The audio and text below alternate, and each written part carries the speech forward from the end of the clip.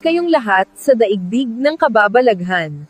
Sabay-sabay nating tuklasin ang mundo ng kahiwagaan. Bakit ba nakasabit lang ang mga kabaong na ito o hindi binabaon sa lupa? Ang hanging coffins daw sa China ay pangunahing pinaniniwalaan at isinagawa ng ilang mga sinaunang etnikong minorya sa Timog Kanlurang China, particular ang mga Bo people at Guyu people. Bagamat ang eksaktong mga dahilan ay nananatiling bahagyang misteryo dahil sa pagkawala ng mga grupong ito, mayroong ilang mga paniniwala para sa mga sinaunang tao.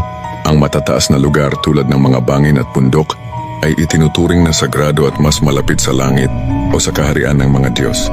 Ayon sa ilang alamat, ang mga ninuno na inilibing sa mga bangin ay nakatunghay sa kanilang mga lahi na tinitiyak ang patuloy na kasaganaan ng kanilang pamilya o tribo. Ang mga pinakakilalang nagsagawa ng tradisyon ng hanging coffins sa China ay ang mga Bo people sa mga probinsya ng Sichuan at Yunnan at ang mga Guyue people sa lugar ng Dragon Tiger Mountain sa Jiangxi.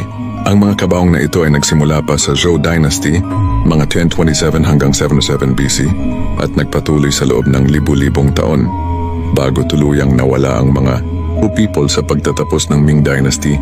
Sa Pilipinas ay mayroon din tayong ganitong tradisyon sa Sagada Mountain Province. Ito ang pinakakilalang lugar sa Pilipinas na may hanging coffins, lalo na sa Echo Valley. Ang tradisyong ito ay sinasagawa ng mga Kankanai, isang grupong etniko ng mga Igorot.